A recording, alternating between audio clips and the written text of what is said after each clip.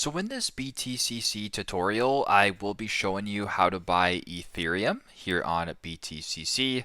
So once the app's opened up and your account is funded, go to the bottom and select on the blue trade icon.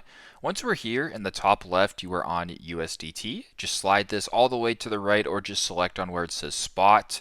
Once you're here at the top where it says BTC to USDT, that's where you can actually change this to Ethereum. So right below Ethereum and USDT, you can also go to USDC right here. See what's trading. Either one will work for you. So go ahead and select what you're looking for. In this case, I will just use ETH or Ethereum to USDT as an example.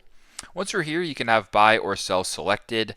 Make sure where it says market order, you can change that to your order type. And then right below, you can either type in the amount of Ethereum you want to buy or the USDT. So for example, 10 USDT will give you that much Ethereum. If you want to go ahead and proceed, you can press buy and you can go from there. So that is how you guys can buy Ethereum here on BTCC. Thanks again for watching and hope this helps.